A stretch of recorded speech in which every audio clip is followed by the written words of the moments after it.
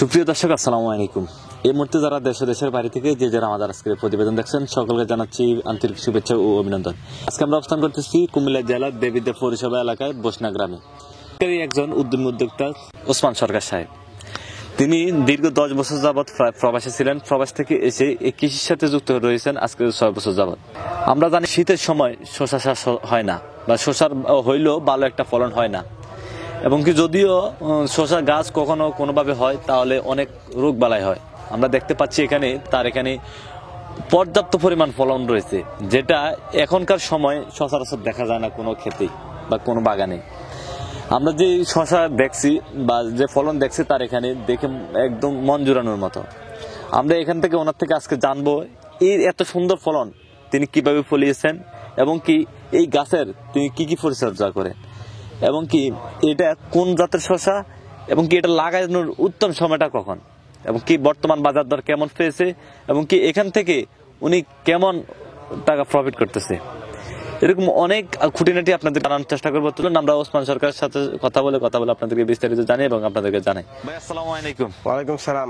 কেমন আছেন? ইনশাআল্লাহ ভালো আছি। আমি মোহাম্মদ ওসমান সরকার। জি। আমার গ্রাম বসনা, পৌরসভা দেবিদ্বার, থানা দেবিদ্বার, জেলা কুমিল্লা। আচ্ছা, এই কৃষির সাথে যুক্ত হয়েছেন কতদিন আগে? আমি কৃষির সাথে করোনার সময় যুক্ত হয়েছি, মার্চ মাসের করোনার সময়। তার আগে কি করতেন? এর আগে বিদেশে ছিলাম। কত বছর যাবত? প্রায় 9 বছর ছিলাম। কৃষির সাথে যুক্ত হয়েছেন কত বছর হয়েছে আনুমানিক? তো আজকে 25 সাল, 6 বছর প্রায়। 6 বছর প্রায়। এই স্মার্ট কৃষিতে বা আধুনিক কৃষিতে কতদিন হয়েছে যুক্ত হয়েছে? 5 বছর। 5 বছর হয়েছে।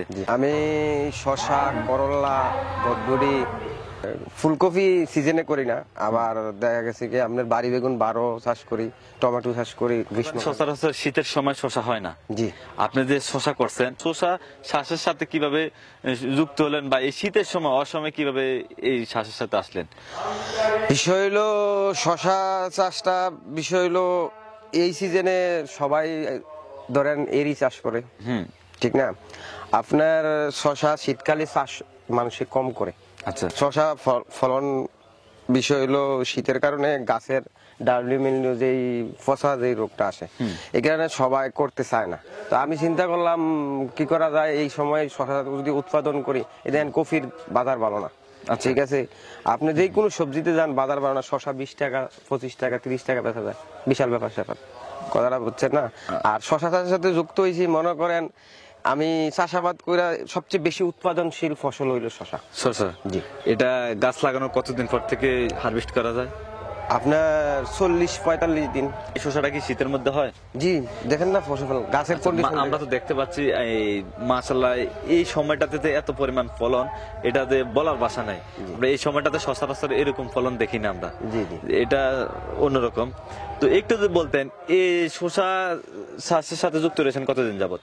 শশা চাষের যুক্ত আছি আমি আপনার 2021 সালের শেষে দিয়ে শুরু করছি শশা চাষ। এখন পর্যন্ত আমি শশা চাষ সবসময় থাকি। আচ্ছা। গ্রীষ্ম বর্ষা আমরা দেখতে পাচ্ছি আপনি মালচিং ফিল্ম ব্যবহার করছেন শশা গাছে। এটা ব্যবহার করার সুবিধা অসুবিধা যদি একটু বলতেন। মালচিং পেপার সবচেয়ে বড় কৃষিকাজের জন্য মালচিং পেপার সবারই জরুরি। মালচিং পেপারে আপনার সার, আগাছা এবং গাছের বৃদ্ধিতে অনেক আপনার সাহায্য করে। আর পোকামাকড়ের জন্য আরো বেটার, কারণ যত যে জমিনে মালচিং পেপার থাকবো, আগাছা না থাকবো, এই জায়গার ভিতরে আপনার পোকামাকড়ের ডিম ফারা খুব কম আসবে। আর যেটাও গাছের ভিতরে ডিম ফারে পলিথিন, যেটা মালচিং এ ফললে নষ্ট হয়ে যায়। কি কি রোগ বালাই হয়, আর এইগুলোর দমন ব্যবস্থা কি কি? এই শশা গাছের প্রধান রোগ হইলো সাদামাছি, লাল মাকড়। আর আপনার তৃতীয় হইলো আপনার এটার যে ফসা, যেটা আপনার গাছের ভিতরে সবচেয়ে বেশি সমস্যা করে। এইগুলা যদি আপনার নিয়ন্ত্রণ করা যায় তাহলে শশাতে আপনার বাম্পার ফলন আনা সম্ভব। আচ্ছা, এগুলো করতে হলে কি কি হবে? প্রথমে আপনার এটারে সাদামাছি কন্ট্রোল রাখতে হইব। আচ্ছা। আর মাকড়। এই দুইটা দমন ব্যবস্থা কি কি? দমন ব্যবস্থা হইলো আপনার সাদামাছির জন্য ইমিডাক্লোপিরের যে ওষুধ আছে, আপনার ইমিটাপ আছে, উলালা আছে, তারপর আপনার মভেন্টু আছে, সার্চ আছে, আরো অনেক কিছু আছে যেটা আপনার প্রধানত সাদা মাছির জন্য কাজ করে। আচ্ছা, আপনার এখন বর্তমান আবাদি জমি রয়েছে কতটুকু? এখন 6 বিঘার উপরে আছে। 6 বিঘার মতো রয়েছে। তার মধ্যে সবচেয়ে বেশি কোন ফসলটা রয়েছে? ধুন্দুল আর হইলো গিয়া শশা। শশা। শশা কতটুকু আছে সর্বমোট? সর্বমোট শশা আছে আপনার 1 একর। 1 একর। এখন আমরা যে প্লটটাতে দাঁড়িয়ে আছি এটা কতটুকু হবে, কত শতাংশ? জমিটা হইলো আপনার পুরা জমিটাই শশা ছিল, ঠিক আছে, 40%। তো 50% আপনার শশা বিক্রি হয়ে গেছে, আপনি তো দেখছেনই। আচ্ছা। আর 50% রয়েছে। আচ্ছা আচ্ছা, এই শশার গাছের বয়স কতদিন এখন? এইটার বয়স হইলো এখন 60 দিন। 60 দিন। জি। এটা আর আনুমানিক আরো কতদিন ফল সংগ্রহ করতে পারবেন? আরো 30 দিন। আরো 30 দিন ফল সংগ্রহ করতে এই পারবেন? 20টা শুধু। এই 20টা। এই 20টা উত্তম সময়টা কোন সময়? সবচেয়ে বেশি শীতকালে আপনি যদি ফসল করেন, সবচেয়ে বেশি বাজার রেটের হিসাব হইলো এটা হলো ভাগ্যের ব্যাপার। আচ্ছা। আর সবচেয়ে বেশি বিষয় হইলো, সবচেয়ে বেশি ফলন আসবে আপনার সেপ্টেম্বর অক্টোবরে যদি আপনি চাষাবাদ করেন, তাহলে আপনার ফলনটা সবচেয়ে বেশি ভালো হবে। সবচেয়ে বেশি ভালো হবে। আচ্ছা, এই শীতের সময় যে জাতটা করেন, এই জাতটার নাম কি? বা আমি তো ধরেন আমাদের ওই কুমিল্লা অঞ্চলে যে জাতটা সবচেয়ে ভালো বেশি হয়, ধরেন আমি এখন আমার জমিতে 5টা কোম্পানির শশা আছে। আচ্ছা, কি কি? মালিনী, জাদু, আইস গ্রিন আছে, আপনার বিষপাতার কাঞ্চন। কাঞ্চন। কাঞ্চন আবার মালিক সিডের আরেকটা নতুন জাত আছে শিশির, এটা ডেমো। আচ্ছা, এটা ডেমো করছেন। জি। আচ্ছা, এই সারাটা কিভাবে তৈরি করেন এবং কি এই সারাটা তৈরি করার পরে কিভাবে লাগান এবং জমিটা কিভাবে পরিচর্যা করেন, এই সে বিষয়ে যদি একটু বলতেন। বিষয় হলো এটা সারা হইলো সিজন বিবেক ইয়া করে আপনার সারা চাষাবাদ করা হয়। ধরেন এখন আমরা মূল জমিতে ডাইরেক্ট বীজ রোপণ করি। আচ্ছা। এখন যেটা আপনার শীতকালীন, আপনার অনেকে এইটার ভিতরে বাধাপ্রাপ্ত হয়, তবে না জানলে সারা কইরা দেওয়াটা হইলে সবচেয়ে মূল বিষয়। আর আমরা ডাইরেক্টলি মূল জমিতে দেই। আর যেটা বর্ষাকালে যারা আমরা চাষাবাদ করি, সব বীজে আমরা সারা কইরা চাষাবাদ করি। আর দ্বিতীয় কথা হইলো আপনার যেটা সারা করি, এটা হইলো আপনার কোকোপিটের মাধ্যমে সিডলিং ট্রে আছে, ট্রের মাধ্যমে সারাটা করি আমরা। 10-15 দিনের সারাটা আমরা মূল জমিতে আচ্ছা, দিয়ে দিই। জমিটা প্রস্তুত করেন কিভাবে? প্রস্তুত করতে হইলে আমরা প্রথমে চাষ দিয়ে এটারে আপনার ব্যাকটেরিয়ার জন্য কোন সময়, প্রতি বছরে ধর সবসময় চুন দেওয়া যায় না, বুঝছেন না। দেখা গেছে কি ব্লিচিং পাউডার দেওয়া হয়, ওয়ান্ডারমা দিয়ে শোধন করা লাগে।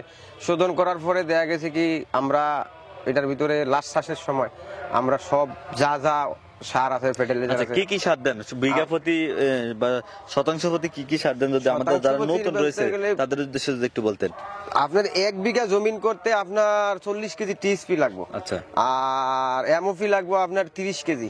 আর ডেফ যেটা ডিএপি এটা আপনার 20 কেজি হইলে যথেষ্ট। এরপরে আপনার বোরন আছে, জিঙ্ক আছে, এরপরে আপনার এই ম্যাগনেসিয়াম আছে, এরপরে আপনার যেটা বাসুরিং বলতো আগে, এখন তো বলে না, সবাই তো আর এটা জানে না।